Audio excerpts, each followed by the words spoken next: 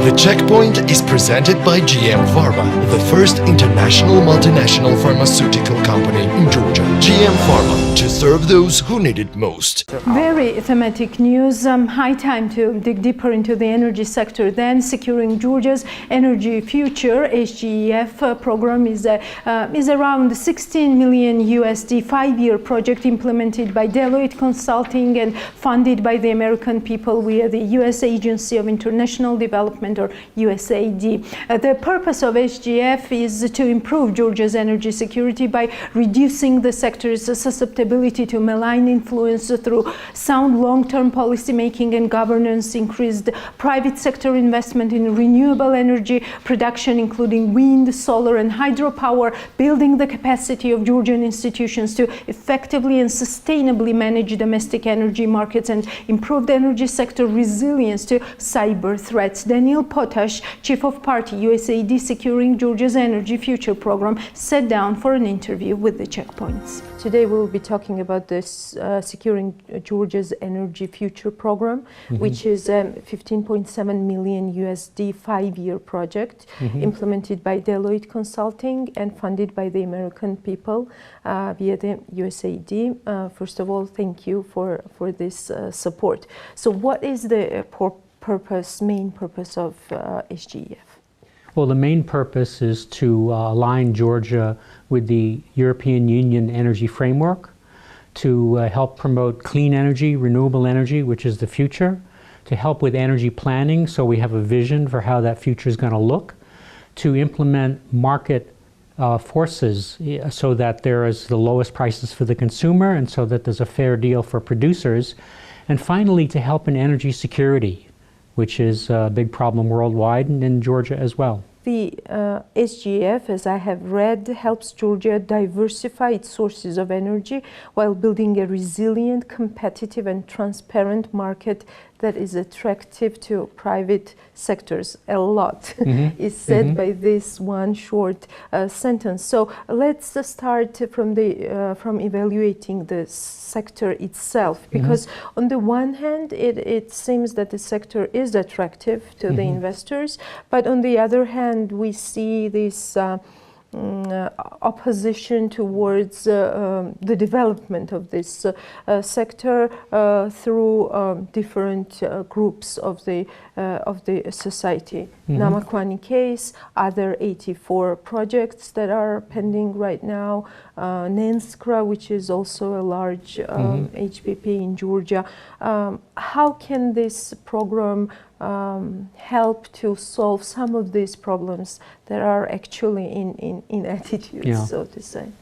Well, I think there's two approaches. One is that we can help look at best practices around the world and see what can be useful in Georgia that people are doing successfully elsewhere.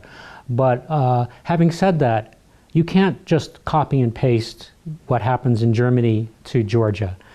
Our program is going to help work out issues because these issues are unique to Georgia, and every country and every situation is unique, so that there's a lot of smart people here, there's a lot of talented people, and I view our project as helping to learn about what people are doing that's useful, but also to work together and work out these solutions in a mutually acceptable way. But Namakwan case is against everything that you just said, and this is a real case and real message to future investors as well, unfortunately.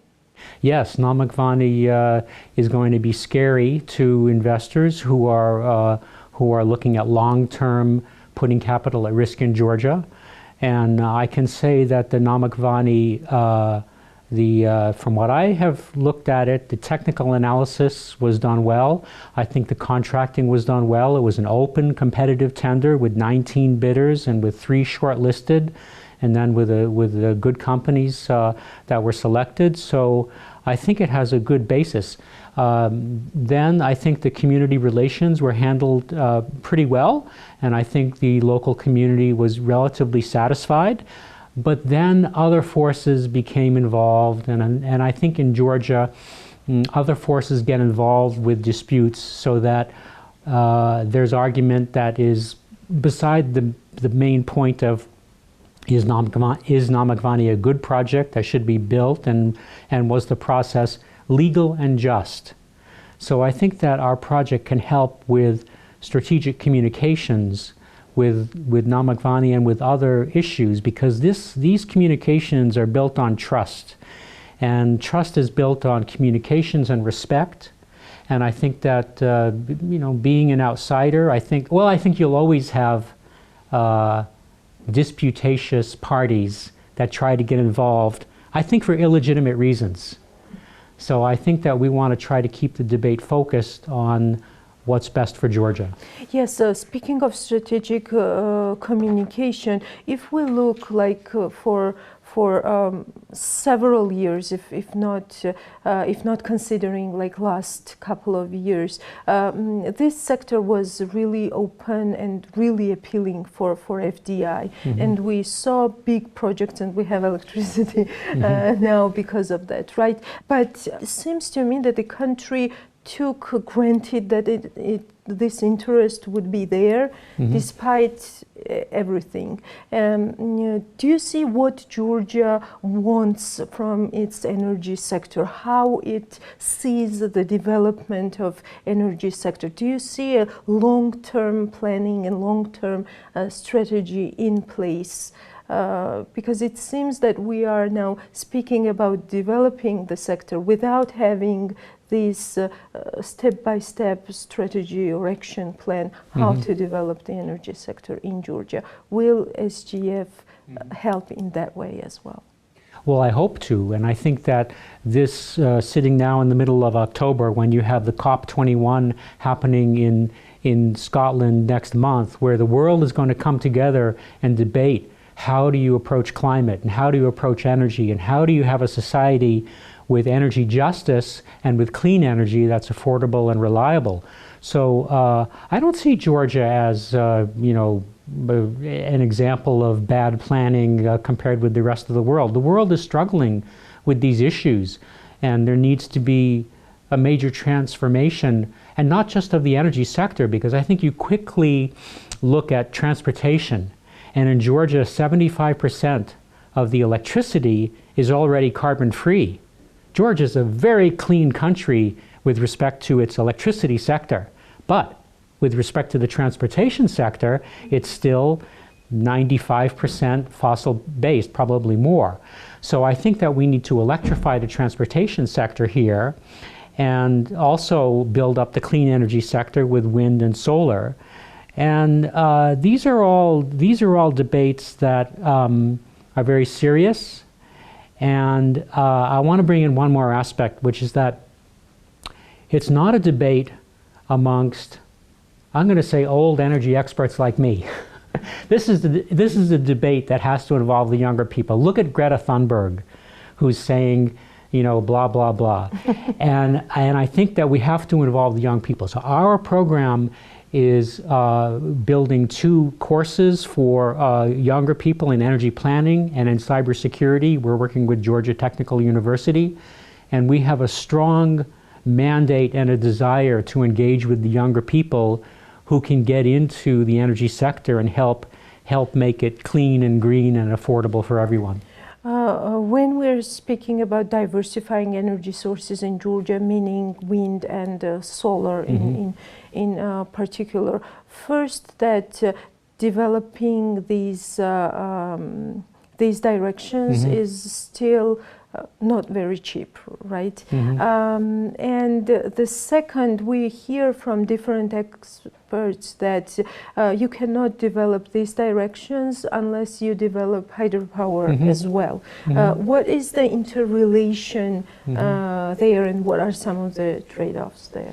The reason to develop hydropower in Georgia is because for a relatively low cost of building it, you can get a lot of kilowatt hours. It's not just that the hydropower is good to balance the wind and solar. Wind and solar is variable. When the sun doesn't shine, there's no solar energy. When the wind doesn't blow, there's no wind energy. But there are new technologies that are very interesting for short-term energy storage, battery is becoming increasingly cost effective, and hydrogen is very exciting. Hydrogen is the future of Europe, and you have a big pipeline going through Georgia, which links now physically, and gas deliveries are coming to Italy through Georgia on the Southern Caucasus pipeline. So those are very exciting. Now, the hydro projects, when I came to Georgia first in 2013, and I learned about how cheap it was to build hydro and how cost effective, I kept asking, well, are these numbers, are these true? These projects are great. And then when I came back to Georgia in 2018, and people talked to me about the wind projects that were here, they're very low cost. They're very cost effective, and the wind regime here, the windiness in Gori and elsewhere in Georgia is extremely cost effective. So the solar resource is good. It's not as good as, you know, Abu Dhabi in the desert, but it's very good. So this portfolio is the way to go with energy, and you want to have diversification of technologies and of sources of supply.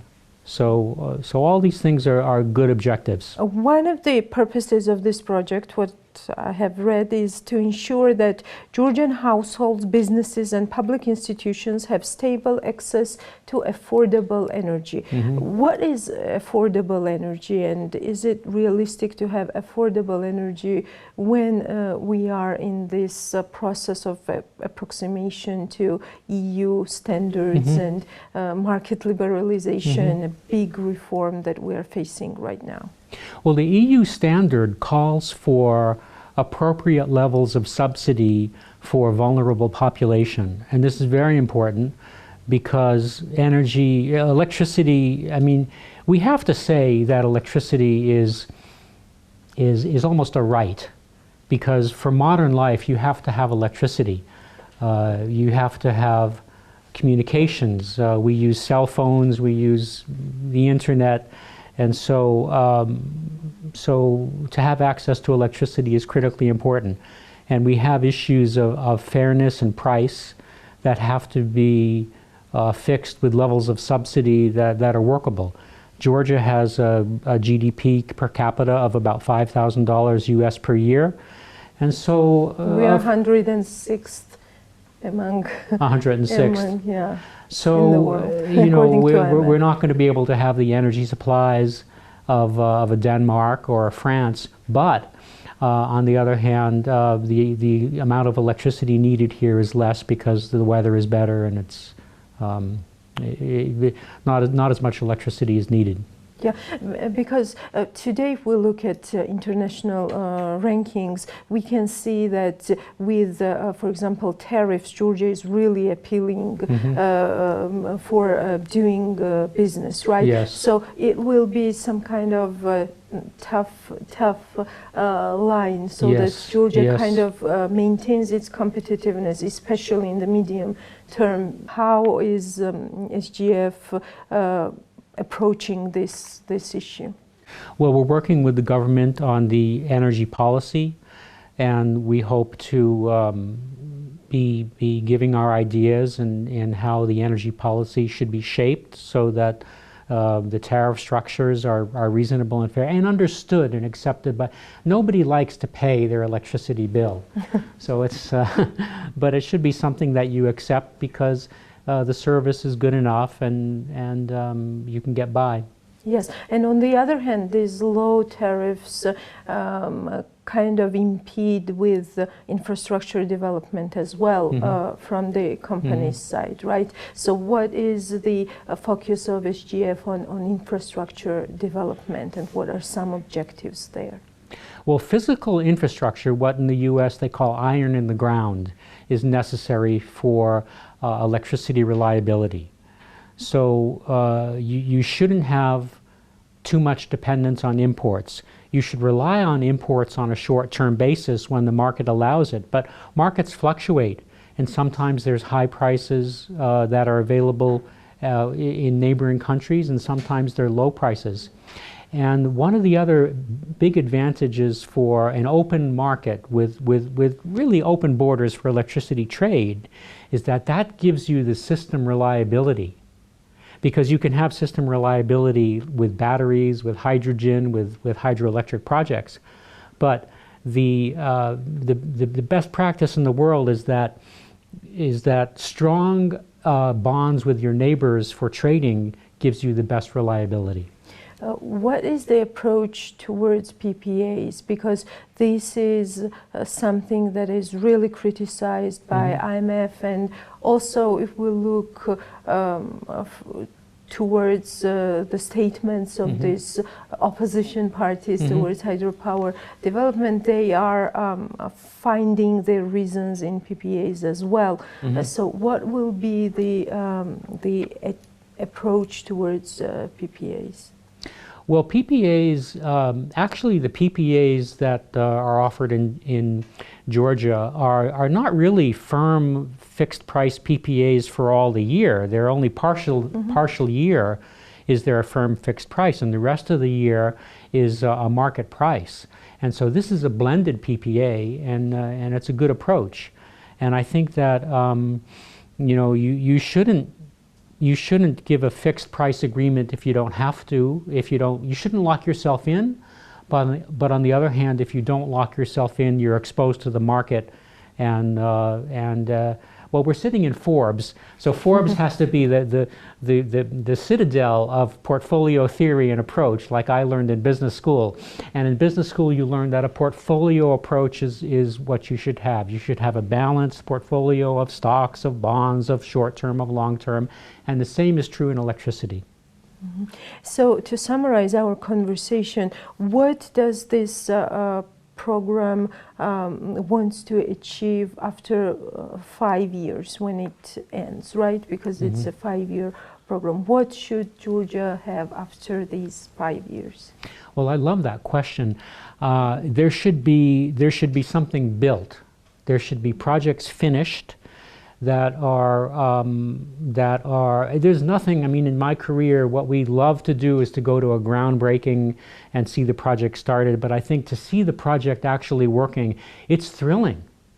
And that's I hope to connect with the young people that are studying, that are so good and so smart, and so that they can participate in this also and see these clean energy projects built.